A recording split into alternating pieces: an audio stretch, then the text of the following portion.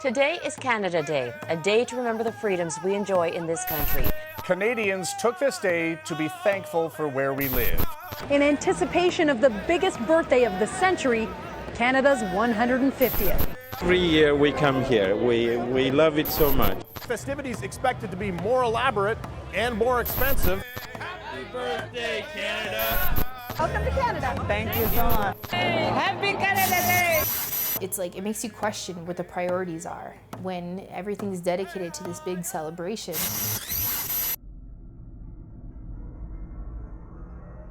We talked about Canada 150 and how the vast majority of Indigenous people that we talked to just didn't see that there was anything to celebrate.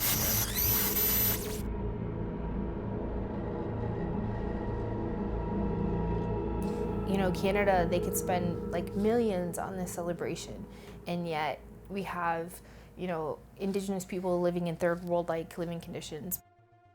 And a time when they weren't allowed to talk about it, according to Canadian society.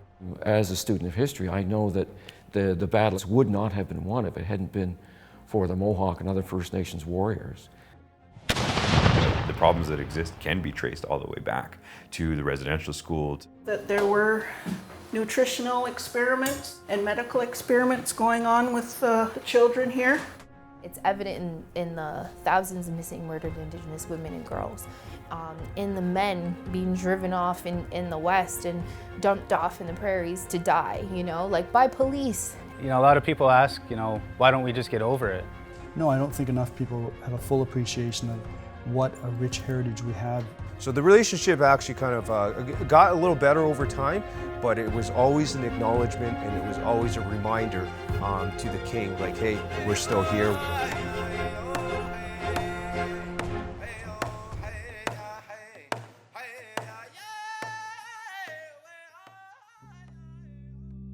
Fort Erie is a beautiful small town.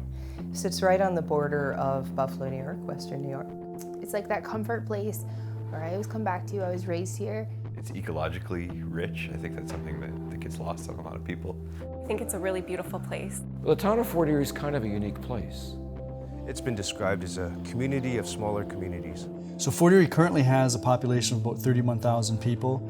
It's growing steadily. The other thing that I like about Fort Erie is the diversity of the people. We have a great history that goes back 9,000 years in terms of the Aboriginal people who came here, gathered here, lived here, traded here. So the Indigenous population prior to the British coming here were more nomadic. So you found them actually moving around in search of game, in search of prime, not only hunting land, but good soil too to actually plant their gardens. We have a great history that goes back 9,000 years in terms of the Aboriginal people who came here, gathered here, lived here, traded here, met with other Aboriginal groups from around North America. We know that because the artifacts that have been found here have shown that there was trade that took place here. So that was the beginning. But we've had quite an interesting history with the French. When the French arrived in the St. Lawrence Valley, they recognized the Wendat had this trading network. I mean, the Europeans came here for gold and silver and diamonds, and they found none of that. And when they decided that they were going to continue coming here, they had to find like a secondary reason to arrive. And what stimulated their economic desire to return was the fur trade. Relationships that were formed on a civilian level, you found natives actually and Indigenous people trading with common citizen soldiers, whether it's for pottery, whether it's for iron and steel. You found that relationship actually on a civilian level actually happening in communities that were put together. Now, the trouble with dealing with Europeans was axes and copper pots and cotton clothing, and all those advantages are great, but what do they really want? Over time, they want muskets, because muskets allow you to hunt, and muskets with powder and ball also allow you to exert political pressure. Because if they had firearms, they could control the flow of trade. Europeans are very legalistic. It's written down. We have very delineated people that can officially sign and speak for our society, right or wrong. A lot of First Nations cultures don't operate that way. They operate by consensus. A lot of them consider land is something that you can't own. During the War of 1812, somewhat natural, I suppose, since the crossing point was quite easy here.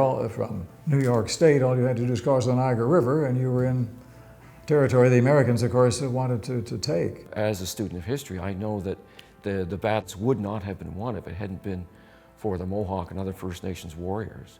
First Nations, Indigenous people played a major role in the war. I'm thinking more specifically of the Niagara area here, yes. Indigenous peoples, Indigenous warriors were extremely prominent, extremely valuable. And there was an exchange of words that happened between this British militiaman and an Indigenous warrior. The British militiaman, in a nutshell, basically said, "You guys are nuts. There's thousands of Americans up there. You guys should just turn around and go home." There was one quote from an Indigenous warrior that he stated that when the militiaman said that, he goes, "More game, the better the hunting."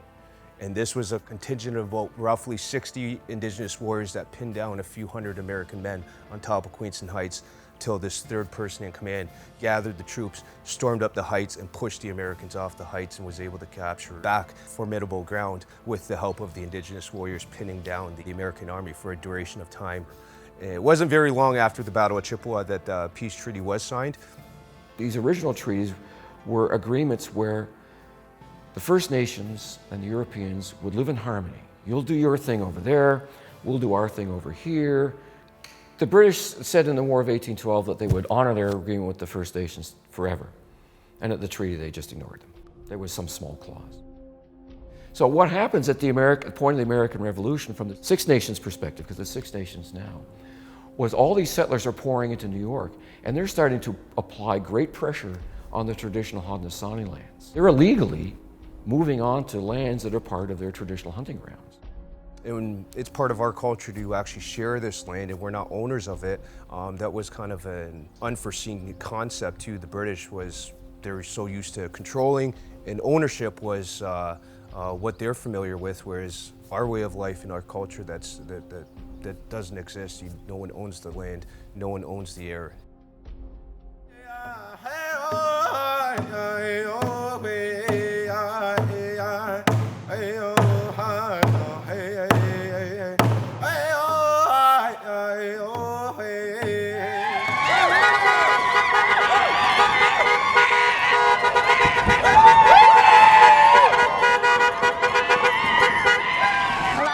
Don't understand who we are and what we do, that we're the original people of this country. So we want to continue this commemoration for the Jay Treaty of 1794. The Indian Defense League is the fighting member to prove that we are not a citizen of the United States of America, nor are we a citizen of Canada.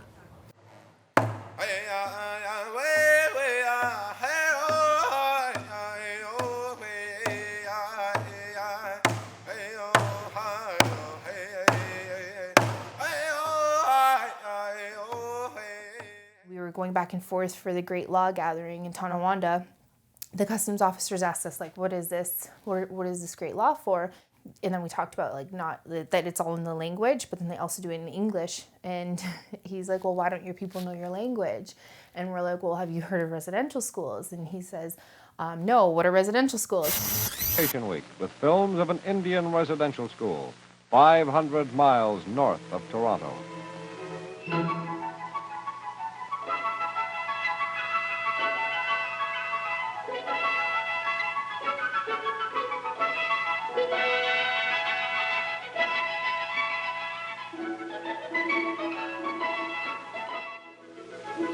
A service begins each day. The school is conducted by the Church of England, though it's maintained, like other Indian schools, by the Federal Department of Indian Affairs. But why were so many residential schools run by the Catholic Church and other Protestant denominations? It's because there was this unspoken belief among Europeans living in North America that Christianity was the religion, and that these people had no religion. And therefore, why not? It's a perfect match. We can bring them in, give them a religious aspect of things, we can also undo all this erroneous Aboriginal traditional cultural knowledge they have, because it has no place in a modern European society, and we can use the school system to do that. Now, residential schools was actually policy for 160 years, so older than even Canada itself, where children were kidnapped and sent to schools away from their families and communities, and were terribly abused, not allowed to speak their language. Everything from severe beatings to sexual abuse to verbal abuse to any form of manual punishment. I mean, was given to people that didn't follow the direction. Their stories are stories of children, and Canada has to come to terms with that. The people allowed it, just like the Germans allowed Hitler and the whole Holocaust in Germany. Canada allowed it a lot longer. My grandmother went to residential school when she was eight years old. And my youngest daughter is 7, so my oldest daughter is 9, so they're all right around that age, right? So my daughters love school. They love nothing more than to go to school. They like learning. They love to read. They love to play with their friends. They love everything, right? But that's what I think about when it comes to the residential school movement, is contrasting that with my grandma must have hated nothing more in her life than that time when she was forced to go to the residential school. We're here today at the Mush Hole, Woodland Cultural Center here on the Six Nations Reserve, and we're here to explore the residential school.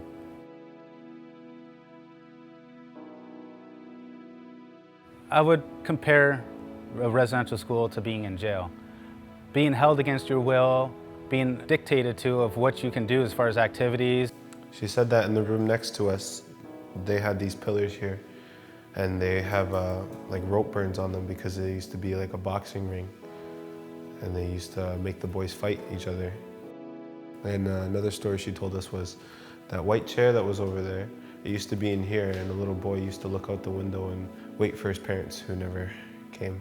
One of the survivors, he's from the Sarnia area. His first initiation here when he came, when he was 10 years old, was taken by his staff and sexually abused behind the boilers. And again, once they turn on, they're really loud. They sound like a jet engine. So again, you can't hear kids crying, and this is where a lot of, I guess, things that shouldn't have been happening were happening. To take education, which is powerful, to take knowledge, which is powerful, to take the idea of schooling people, which I think is an important part of an advanced society, to take it and to bastardize it with the residential school movement, I think is just an awful thing to have happened.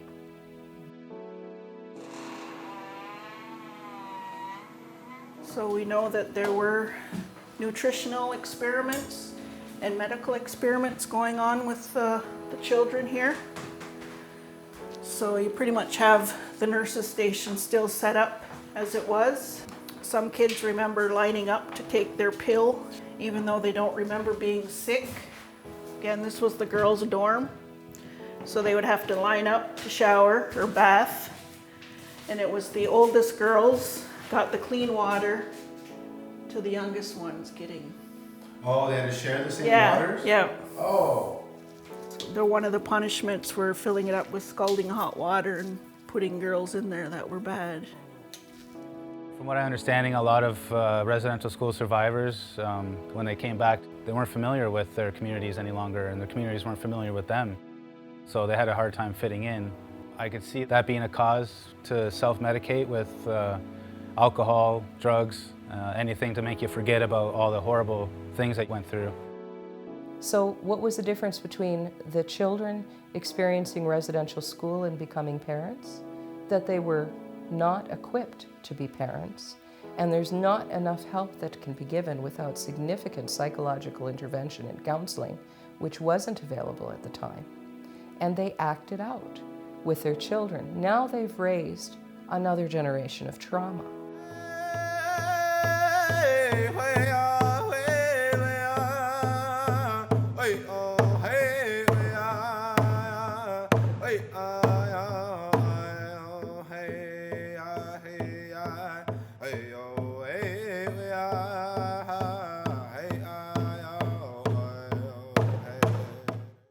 all kinds of racism that's filtered throughout society and that's really become normalized. Yeah, and when you ask them, like, what do we have?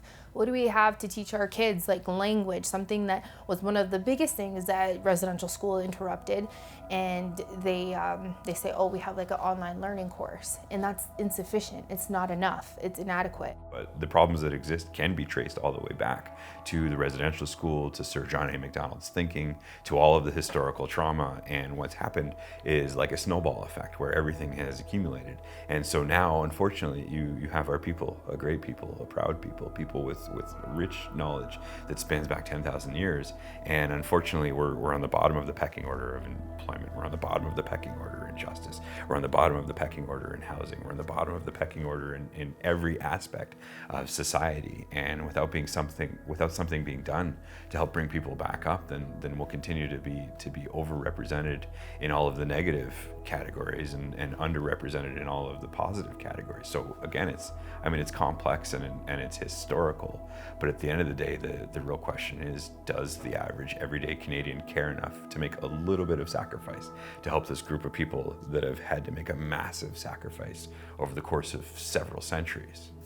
And Canada was found guilty of discriminating against Indigenous children, and yet what are they doing to counter these things? I think that discrimination is a big part of Western culture. I think that it's a big part of the idealism. Well, I've seen with my own two eyes where it's tougher for Indigenous people to get jobs.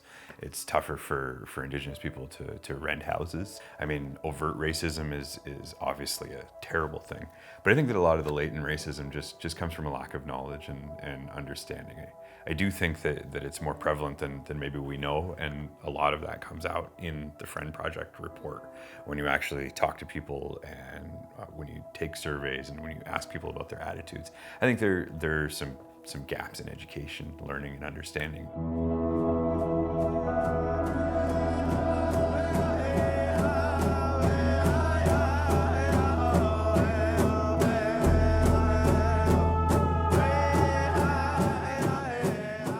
There's a saying of successful people, and that is, understand to be better understood.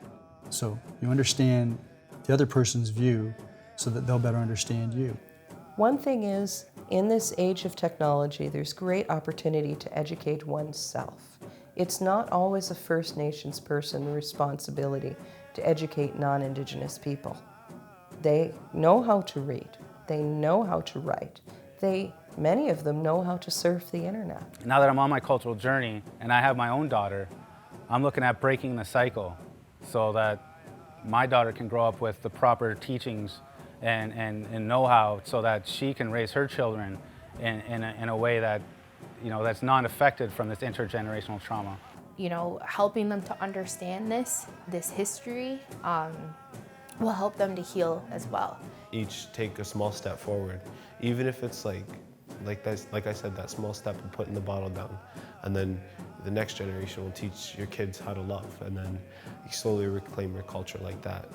Respectful relationship between Indigenous and non-Indigenous people, and it takes all of us, Indigenous and non-Indigenous people, to come together to envision what that respectful relationship will look like and what it's going to take to get there.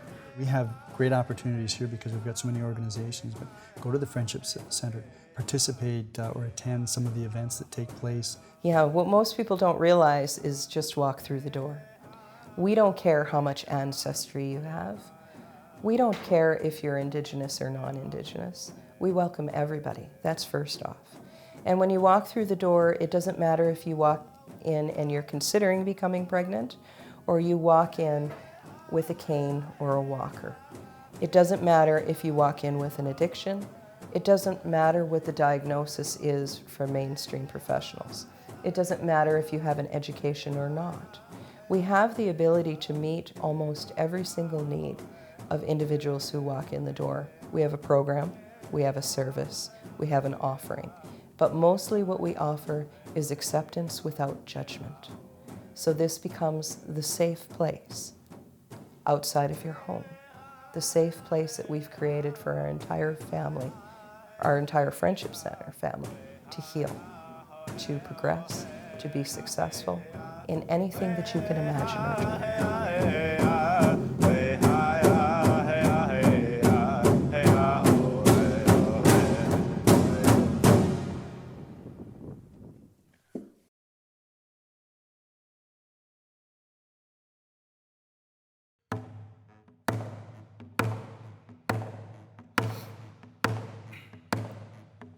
Hey,